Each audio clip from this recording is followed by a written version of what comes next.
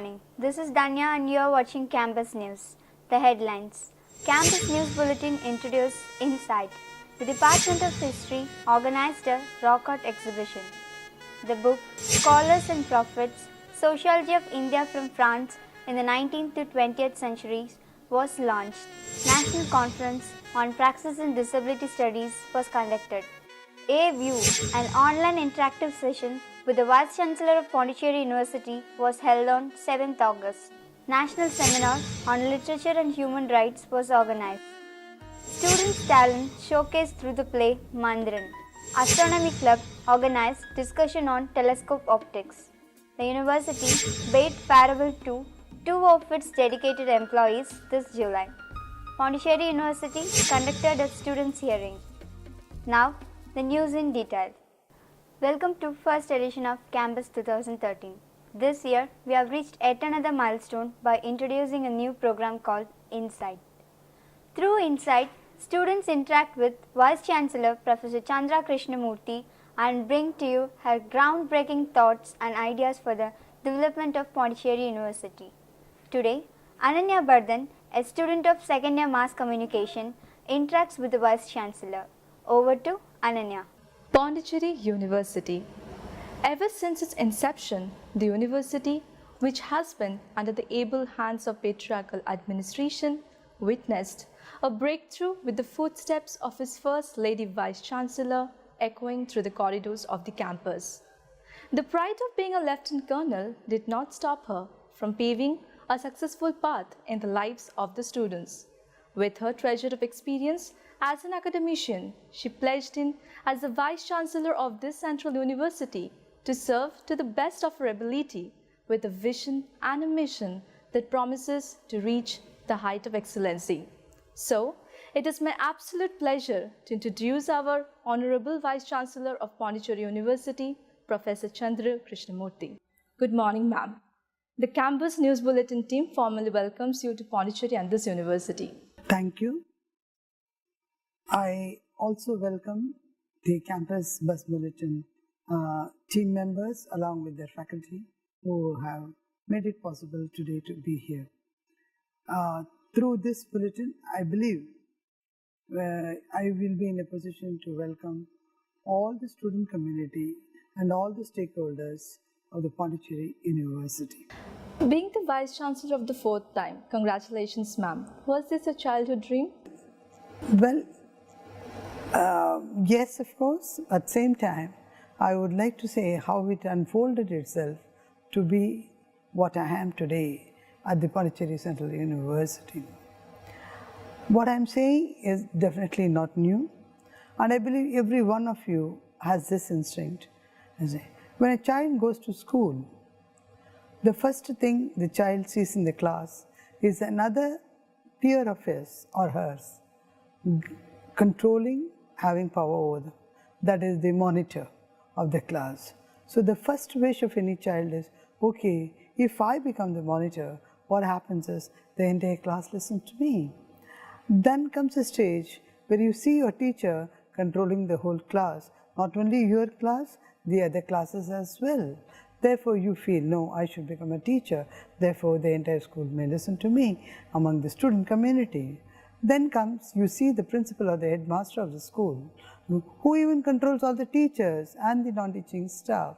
There again, your dream changes. So every child normally likes to dream, to have power and control over the others in the school. In the gradual process, you see, you become a monitor, you become a class teacher, and then you become the principal of the school. This becomes a dream of every child as long as the child is in the school. Then we come to the college, wherein we have a totally different setup. I began my career as a lecturer in a law college. When I started as a law college, I must here admit to you, even in the big cities like Bombay, now which is called Mumbai, the number of teaching faculty, especially women, in a law college is abysmally low. Can I tell you that we were only 2 lady teachers among the 50 odd male staff, of which 25 were actually our regular staff, another 25 were visiting faculty from the realms of the Bar Council, either of India or the State Bar Council, and practicing very senior lawyers. Well, among them, when I was a lecturer, I did feel fine.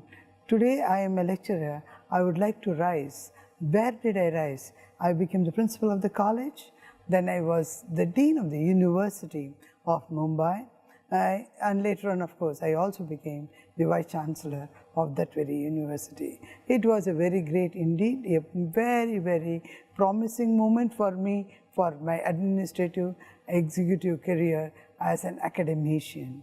Then I was appointed by the governor of Maharashtra as the vice chancellor of SNDT Women's University, first women's university of the country. It's a very old university, tradition dating back to say 97 years as on today. Then law being my forte, law being the stream in which I have graduated, post-graduated and have done my doctorate, I also became the vice chancellor of the National Law University. Then from the National Law University, of course, it's a dream of every academician to be a part of a central university, for it is the central government, for it is the nation, for whom you work, under whom you work. Therefore, I did take up the plunge to join the Pondicherry Central University, and even before completing my term at the National Law University, Odisha. So dreams do come true if you have the determination to achieve them. Ma'am, your knowledge of law as a student, as an academician, as a vice chancellor of a law university, and above all as a woman, do you feel the introduction of fundamentals of law will help in bringing about a change in awareness among the youth? Well, this dates back to my student days as a law student. Again, quoting what it was when I joined a law college. In the law college, the classroom was so big.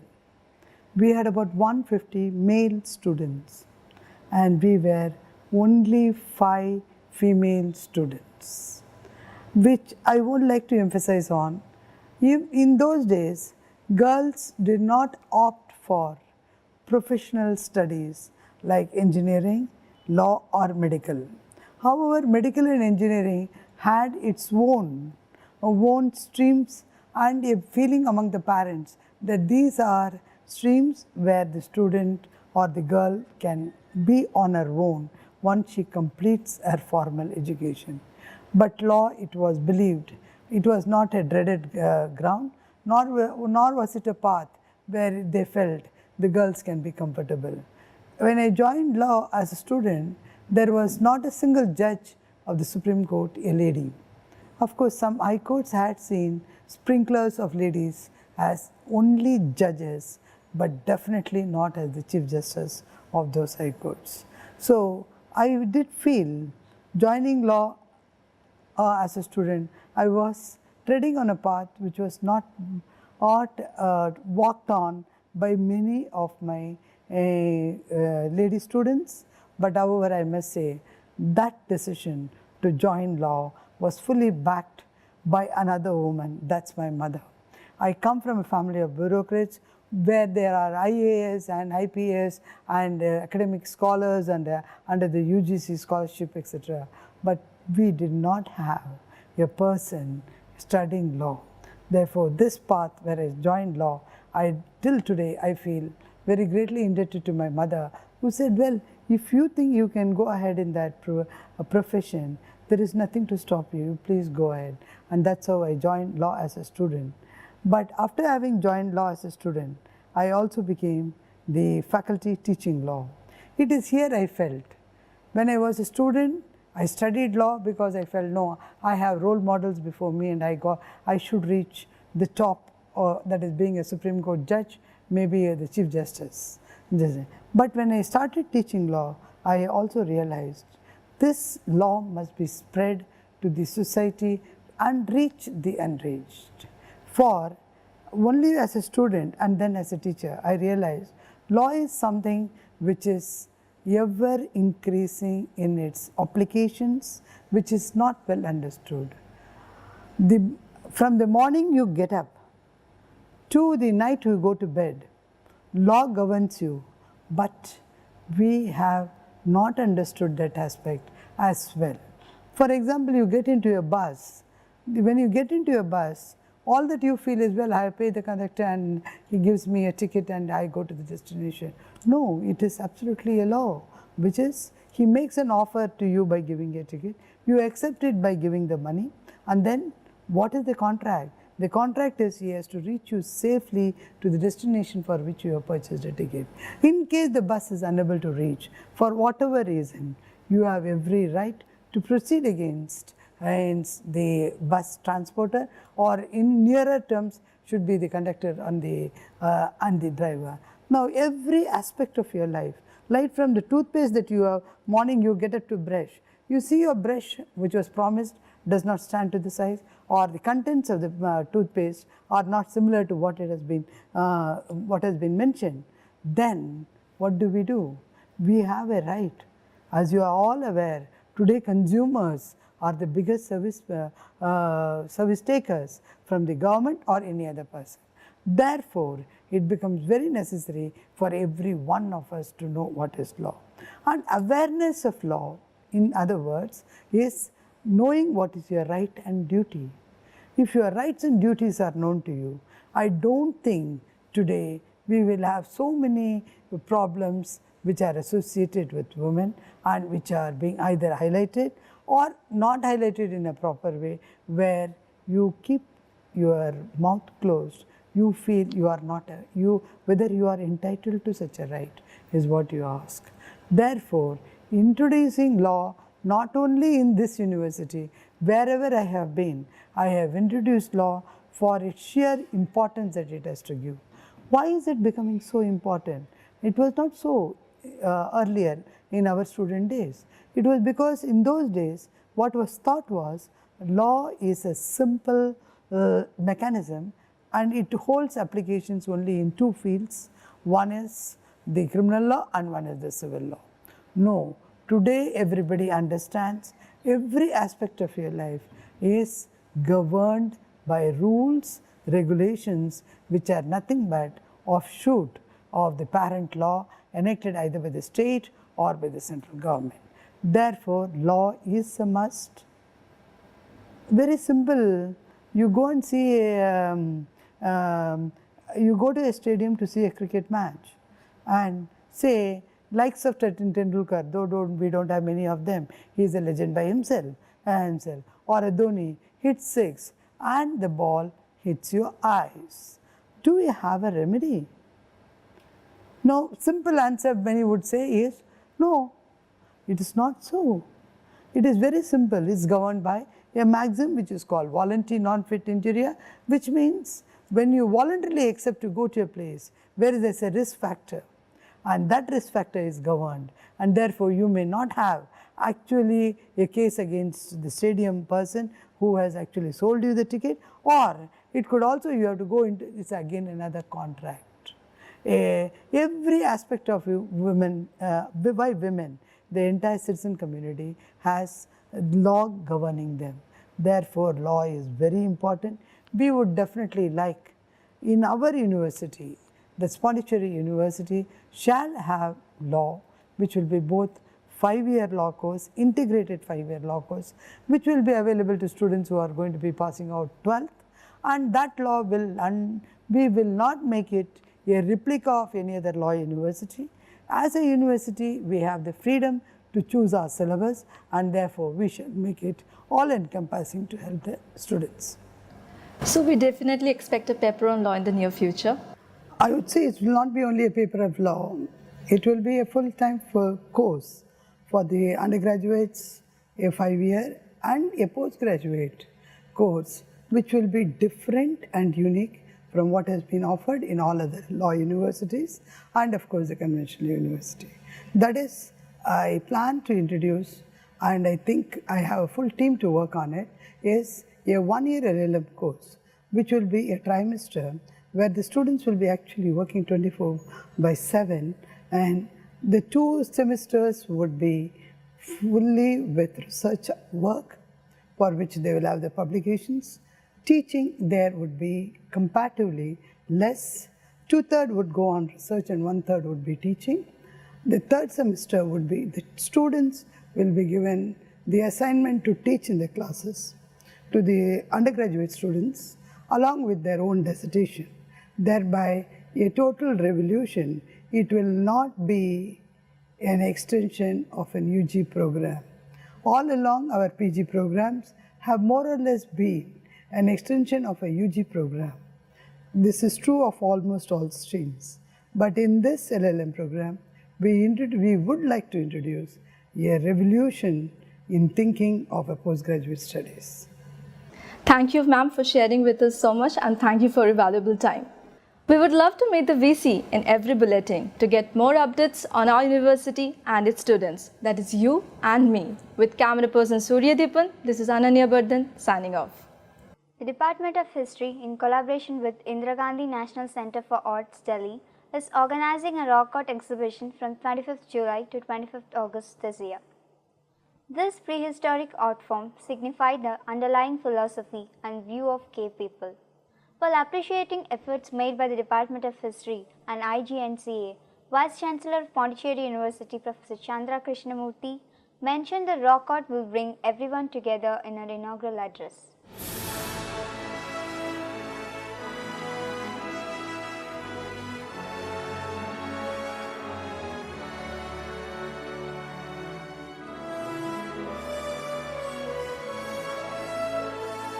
Dr. Grad, Director of French Institute, was the guest of honor for the occasion.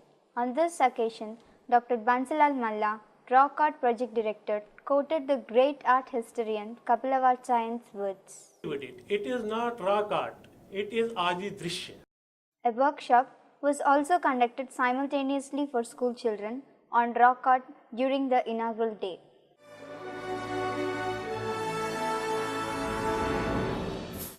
Scholars and Prophets, Sociology of India from France in the 19th to 20th Century, a book written by Dr. Roland Laudinois, Director of Research at CNRS, was launched on 24th July at Sociology Department in collaboration with French Institute of Pondicherry. Mr. Roland, in his address, mentioned that indigenous sociology and the caste system were prevalent in France in the 20th century in his book. This book tells the story of scholarship on India in France since the end of the 18th century, beginning of the 19th century, with the foundation of the chair of Sanskrit studies at the Collège de France and the foundation of the Asiatic Society in Paris, and going on through the 19th century and the 20th century, and ending with historical sociology of the work of Louis Dumont. And my books try to give a socio-historical understanding of the genesis of the book published by Louis Dumont. He also focused on competitive sociology, modern, traditional and social determination of values through his work. Professor B.V. Mohanty, head of the Sociology Department, inaugurated the program. Are you ready to rock as a reporter? Willing to be a newsreader? Grab the chance to explore your talents. Click yourself to Campbuzz. Reach us at pucampbuzz@gmail.com. Ring us at 0413 2654 683.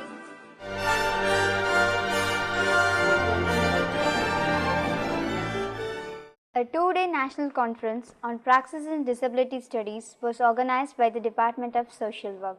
The Vice Chancellor of Pondicherry University, Professor Chandra Krishnamurthy, in her presidential address, mentioned that learning enhancement should be brought through distance education. In his keynote address, Dr. G.N. Karna of Jawaharlal Nehru University stressed on rights of disabled peoples and about the modern university project. The seminar highlighted various aspects of disability education.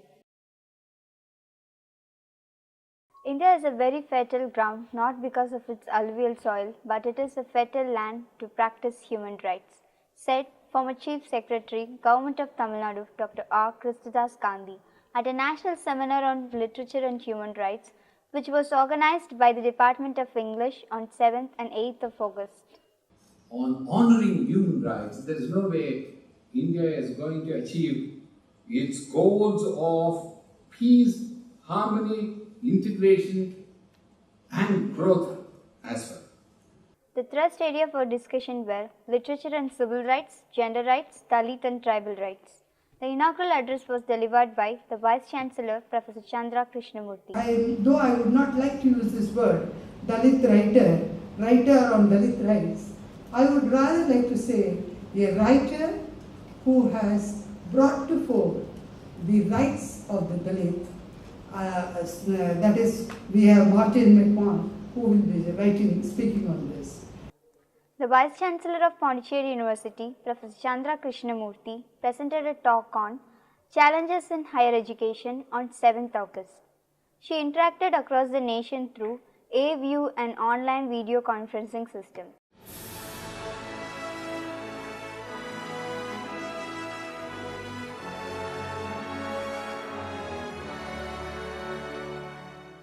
Kalikol, the drama troupe's Silver Jubilee celebration took place at Cultural and Conventional Center of Pondicherry University. The play Mandiran was performed by the students of Performing Arts Department. அங்கே இலங்கையில் போர் நடந்து கொண்டிருக்கிறது. இலங்கையில் போர் இன்னும் முடியவில்லையா? Indrajithan பிரமக்கணியை AV விட்டார். ராமலக்ஷ்மணர்கள் மாண்டு விட்டார்கள். அவர்களின் உயிரை காக்க அனுமன் சஞ்சீவி மூலிகையை கொண்டு வர புறப்பட்டு செல்கின்றார். Astronomy Club, initiated by the students of Department of Physics, Pondicherry University, conducted a technical discussion on telescope optics.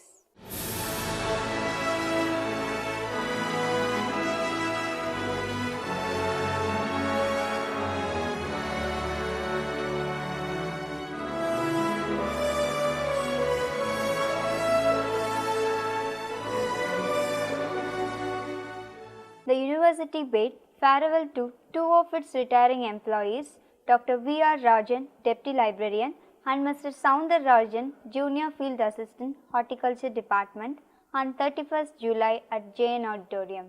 The librarian, Dr. Samyukta, highlighted and appreciated the virtue of Dr. Rajan and stated that he was one among the first few who started to work in the university library. She further appreciated Mr. Soundarajan's contribution in making the campus enriched with greenery.